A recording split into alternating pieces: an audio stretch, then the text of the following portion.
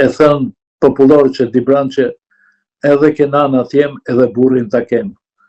Pra, edhe me Bidenin, edhe me Trumpin, edhe me demokratët dhe me republikanët. Me sa duket kjo nuk do ndodhi me ambasadorin e ri. Vështirë ta ka përdi, ai këta. Por, me qenë se jemi të rasti konkret i Zërnecit, dhe aty është familja e Trumpit, vajza Ivanka. Ne nuk kemi çmendur të themi pse është ajo dhe të mos vinë. Ato mirë se të vinë. Patjetër, ato dhe çdo investitor i madh amerikan që vë 2 miliard apo deri 4 miliard dollar në të mirë të zhvillimit të turizmit dhe të ekonomisë shqiptare, se ekonomia jonë do i përfitoj. Problemi është këtu se dalin disa gjëra që bien era mizhllije. E para ky do të blej influencë, është trafik influence. Domethënë, jep përparësi kësaj me qenë se janë familja e Trumpit ta rregulloj pak me Trumpin. Por mos harro i nderuar, radhës tjetër në investiturën e parë të presidentit Trump, pa u zgjedhur Trumpi, ky ishte i sigurt që nuk fiton, 3 herë në televizionet më të mëdha, deri dhe te zëri i Amerikës, ky tha që është fatkeqësi për Amerikën dhe fatkeqësi botërore. Tani na bëhet shumë i dashur me presidentin Trump edhe me familjen. Mirë, këtë ato mos kujto se nuk e din. Trumpi ka jo CIA, në FBI, në NSA, në çfarë janë gjitha këto agjensit inteligjence dhe të kundër zbulimit. I ka të dhënat gjitha, po Amerika ka një shtet i madh, ka një politik që natyrisht ka interesat e veta në radhë parë, por edhe ka dashamirësinë dhe Shqipërisë. Dhe nuk ka shfaqur agresivitet Trumpi. Përkundër se është mundu t'i moderoj shumë gjëra dhe ngelet një mik i kombit, i popullit dhe i kombit shqiptar, sepse është dhe Kosova në mes, dhe roli i Shteteve të Bashkuara të Amerikës ka qenë përcaktues.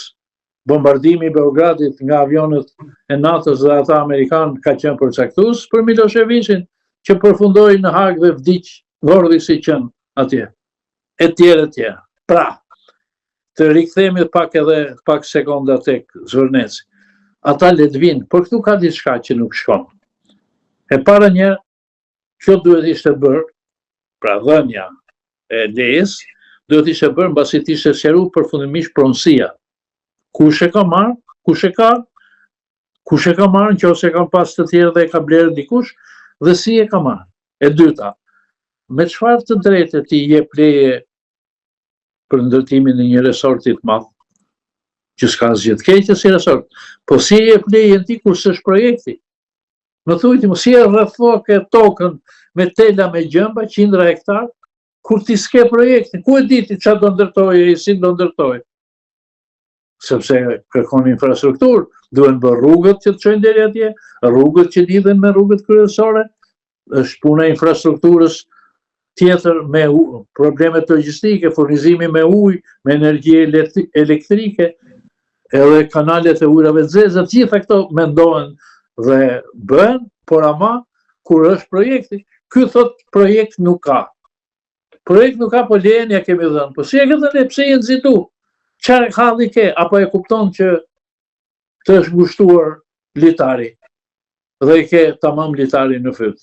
Kështu që këtu ka të drejtë edhe protestuesi, ka të drejtë edhe Partia Demokratike, e cila haptas thotë që s'jemi kundër investimit, aq më mirë që është familja e presidentit Trump. Por të bëhen këto sipas ligjit dhe sipas rregullit.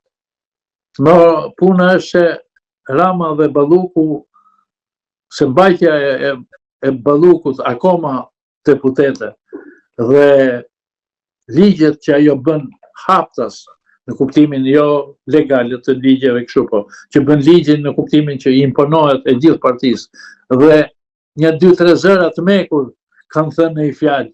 Spiro Pali nga një anë, Braça këtej, Fatmir Xhafa ka heshtur, ka disa zëra, por dhe ata si duket presin një moment që ta trashin zërin kundër Ramës.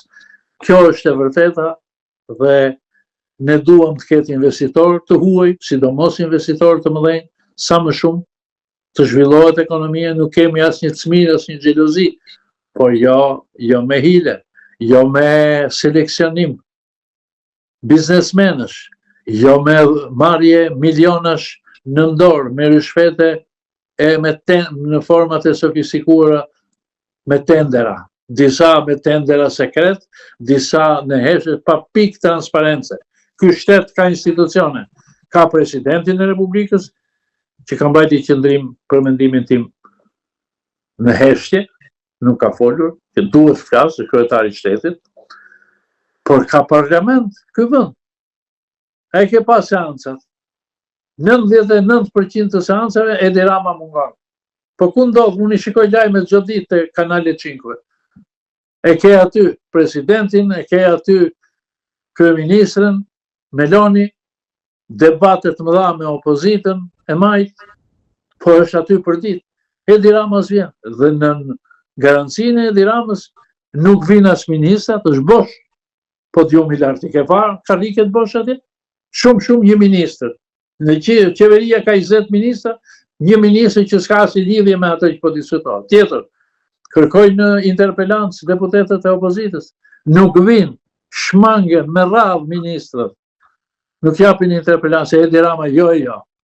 Prandaj, për të gjitha këto, ai e ka tepru, ta themi troç. E ka tepru deri atje ku nuk mban më. Kështu që dorëheqja është e pa diskutueshme që do kërkohet, dhe unë mendoj se sa do të manovrojë ai, ndaç me Kulaçin, ndaç me Kërbaçin, ai tashmë i ka ditët e numëruara. Zoti Topallaj, unë falenderoj shumë për bisedën, për trajtimin ndryshe në aspekt diplomatik për këtë çështje, përtej asaj që ndodh në shesh. Jam i njohur shumë për kohën e për mendimet që ndahet me publikun tonë.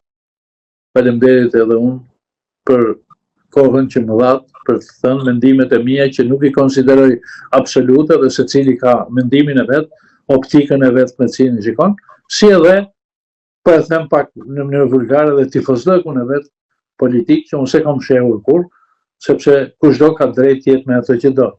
Por rëndësi ka ti jesh në radhë parë në interes të kombit shqiptar, të popullit shqiptar, të shtetit shqiptar, edhe të demokracisë. Ju falenderoj shumë.